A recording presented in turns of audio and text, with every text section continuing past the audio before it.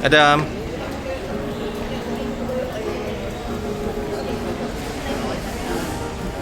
Hello guys, so nandito na naman tayo sa channel natin, The Ramoses. At ngayon ay tatravel tayo papuntang Davao, Cebu and Incheon, Seoul, Korea. Diri sa baba. Unsa? Wala nang magpere. Tara dam. Ayun.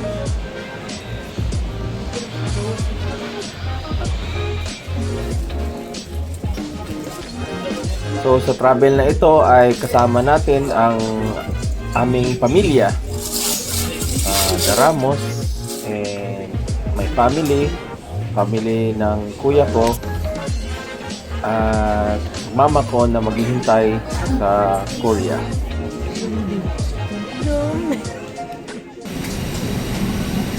Nak, Adam.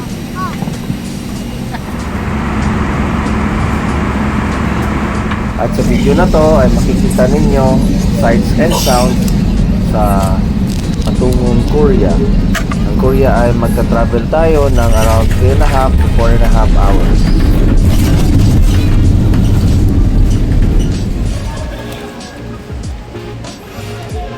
Butang na din ha. Jacket mo. Pagpuyo. Nga na, gisingot na. Ganyan. Yan yung gisulti nyo. Init. Init ang Cebu. We're here sa Cebu. Video tol.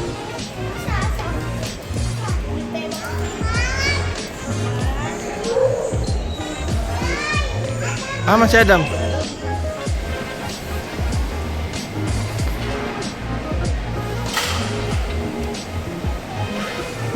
So shoutout nga pala sa mga palaging nanonood sa video namin.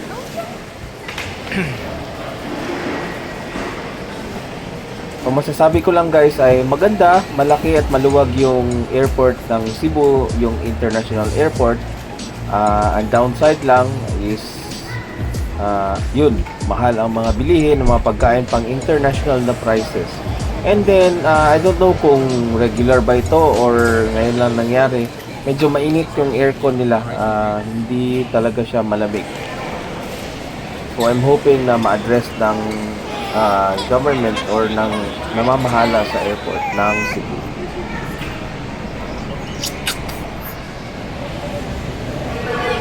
So we waited around 6 hours to boarding from Cebu to Seoul, Korea, Incheon Airport. And then guys, boarding na tayo at naghihintay na lang tayo.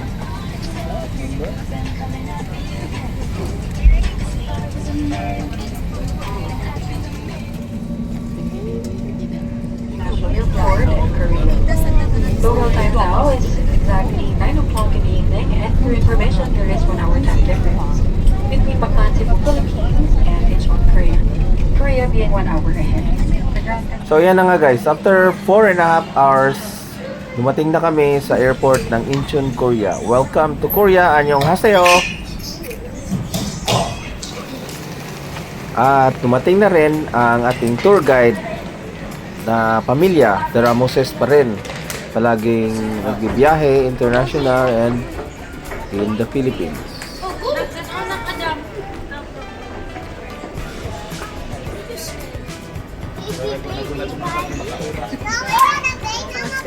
Oh, napata dito. So dito tayo sa waiting area at ito na yung time na napakahirap kasi maghahanap kami kay mama.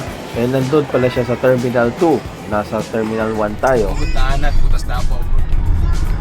So, travel time from Terminal 1 to Terminal 2 is around 15 to 20, 35 minutes.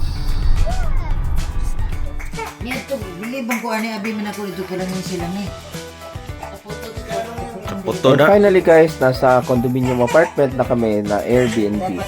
And bukas ay sundan nyo kami para sa walk-in trip namin around Sinchon Road.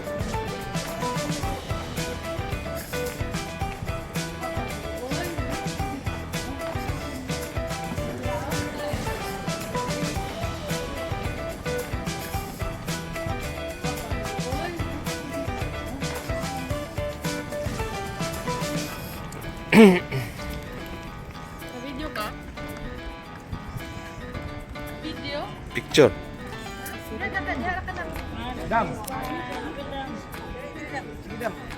Ay, tulog.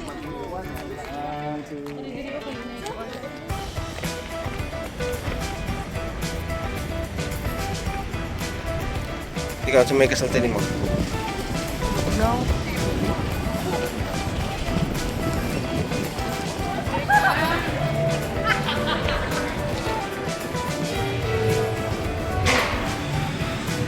Smile, Leon.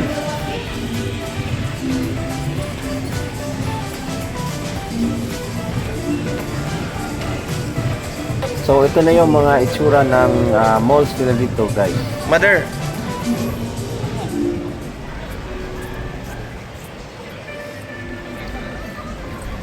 Paspas ta, paspas. 15 seconds.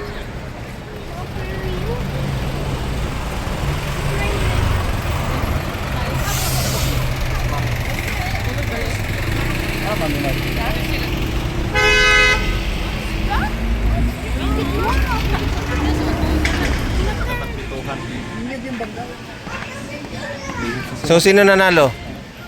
Ang Warriors. Grabe score ni Kalit, magka-30 City. Kagamay rin. Pero Butler ang leading mo 38. Si Curry, 37. Okay na eh. Day-day!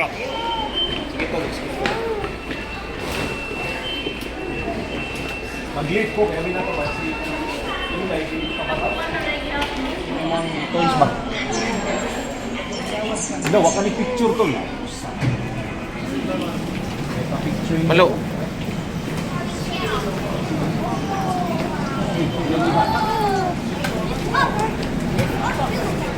So, kadalasan ng mga transportation nila dito ay train, bus, taxi.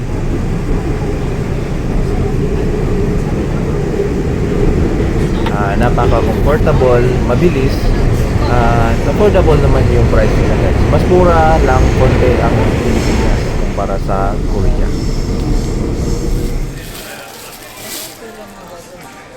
Pila de, wala may price. Naalam mo siya.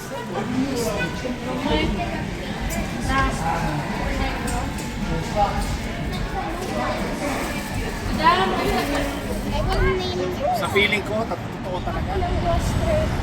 May na. Si Tito Alvin ang ikuan mo dyan, challenge. So, kahit na maglalakad-lakad ka lang sa daan, ay marami kang makikita at mag-enjoy ka naman, guys. Maganda yung klima, malamig, at ang dami mong makikita. So, hanggang dito na lang tayo muna, guys. At abangan nyo ang part 2 ng Seoul, Korea Escapade.